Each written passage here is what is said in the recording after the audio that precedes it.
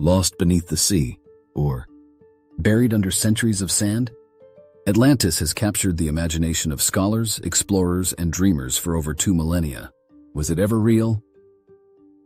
And if it was, where is it now? In this video, we'll dive into the most compelling modern theories about the lost city of Atlantis and explore the evidence behind each of them. The story of Atlantis begins with the Greek philosopher Plato. In his dialogues Timaeus and Critias, written around 360 BCE, Plato described a vast and powerful civilization located beyond the Pillars of Heracles, what we now call the Strait of Gibraltar. According to Plato, Atlantis was an island nation greater than Libya and Asia combined, ruled by kings descended from the sea god Poseidon. It was technologically advanced, militarily powerful, and rich in resources. Its capital city was said to be a marvel of engineering. Circular rings of land and water, bridges, harbors, temples, and palaces. Atlantis, however, became morally corrupt. The Atlanteans, once noble, grew greedy and ambitious. In punishment, the gods sent earthquakes and floods that destroyed the island in a single day and night of misfortune, sinking it into the sea.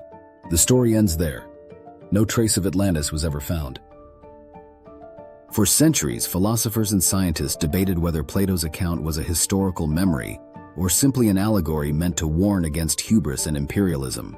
Some dismissed it as myth, but others believed it was grounded in truth, that somewhere on Earth, Atlantis had once existed.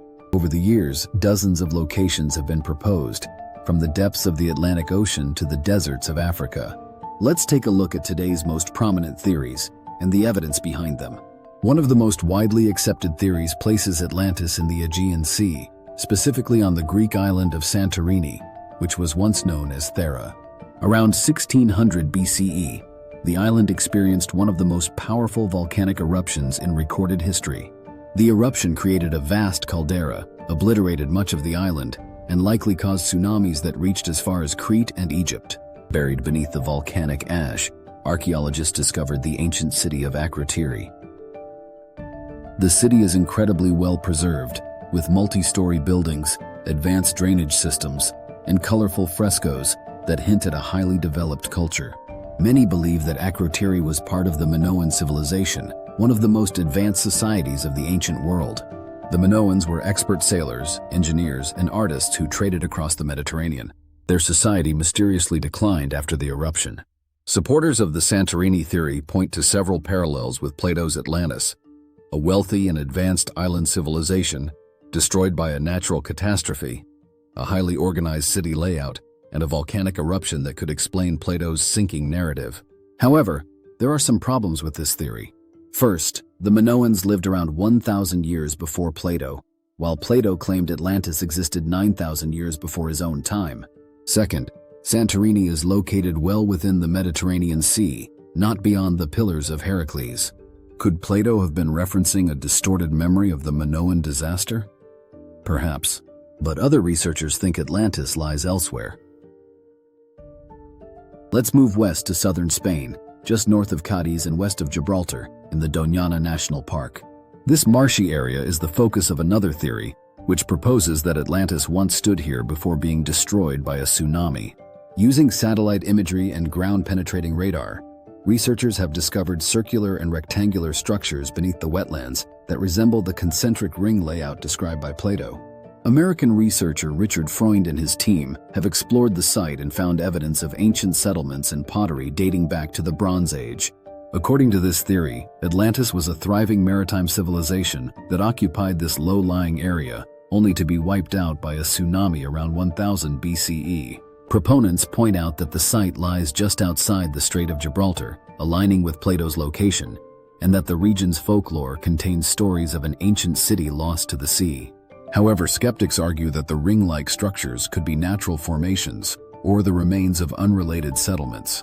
Dating the ruins is also a challenge, as the area has seen many layers of occupation over thousands of years. Still, the idea that Atlantis was located in Iberia has gained attention in recent years, especially as technology reveals more about the ancient landscapes buried beneath these marshlands. From the wetlands of Spain, we now turn to the Sahara Desert, more specifically, to the Richat structure in Mauritania, also known as the Eye of the Sahara. At first glance, this geological formation seems like an odd place to search for a lost island civilization. It's located deep in the desert, hundreds of miles from any coastline. But when viewed from space, the Richet structure bears an uncanny resemblance to Plato's description of Atlantis.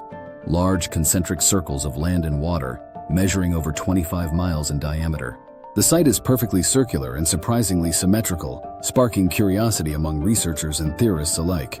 Some propose that the Richet structure was once surrounded by water, with ancient rivers and lakes providing access to the sea. Evidence of ancient human habitation has been found nearby, and the Sahara itself was once a green, fertile landscape before desertification began around 5,000 years ago. Advocates of this theory suggest that the timeline fits Plato's story, especially if Atlantis really did disappear 11,600 years ago, as he claimed. There's also the idea that Plato's Pillars of Heracles might have referred to a different location in antiquity. If so, the Richet structure could feasibly lie beyond those pillars. The challenge, however, is that there is no definitive archaeological evidence of an advanced city beneath or around the Richet structure. Geologists believe the concentric rings were formed naturally through erosion and uplift over millions of years. Still, the resemblance to Atlantis is striking, and the theory has gained significant traction, especially among independent researchers and YouTubers. Another controversial theory suggests that Atlantis is not under the desert, but under ice. Some believe the lost civilization lies buried beneath the frozen landscape of Antarctica. This idea gained popularity through interpretations of the 16th century Piri Reis map, which some claim shows an ice-free Antarctica centuries before it was officially discovered. According to this theory, Atlantis was once located in what is now Antarctica, but was displaced due to Earth's shifting crust, a concept known as crustal displacement. Supporters argue that Antarctica was once in a temperate zone and may have supported human life before being covered in ice around 12,000 years ago, the same time Plato claims Atlantis vanished. Satellite images allegedly show unnatural formations beneath the ice, possibly remnants of ancient structures. However, mainstream science overwhelmingly rejects this theory. There is no credible evidence of human habitation on Antarctica during the Paleolithic era, and the Piri Reis map has been largely debunked as a composite of known coastlines. While the idea of a civilization beneath the ice is tantalizing, the lack of hard evidence makes it highly speculative. Nevertheless, Antarctica remains one of the most mysterious and least explored places on Earth, and who knows what might be uncovered as technology improves. Beyond these major theories, many other contenders have emerged. Some believe Atlantis was located in the Azores, a group of volcanic islands in the middle of the Atlantic Ocean that lie close to where Plato placed Atlantis.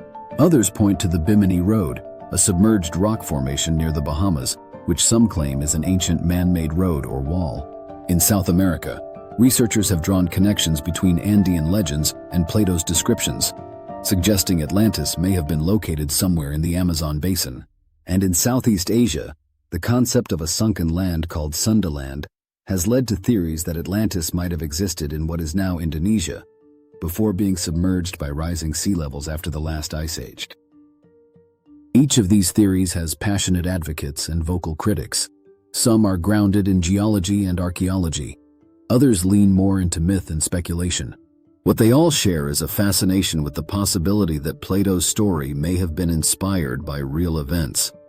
Catastrophes that destroyed ancient civilizations, preserved in oral traditions and cultural memory. So, was Atlantis real? It might have been a memory of an ancient cataclysm, passed down through generations until it reached Plato's ears. It could have been a metaphor for moral decline, a cautionary tale about the dangers of pride and greed. Or maybe, just maybe, it was a real city, one that has yet to be discovered beneath oceans, deserts, or ice. Atlantis continues to captivate us because it embodies something fundamental about human nature. Our longing for lost wisdom, our curiosity about ancient civilizations, and our hope that the world still holds secrets waiting to be revealed. Whether we're searching for truth, treasure, or a deeper understanding of our past, the story of Atlantis invites us to keep exploring. Thanks for watching. And if you're just as fascinated by ancient mysteries as we are, don't forget to like, subscribe, and share your favorite Atlantis theory in the comments below.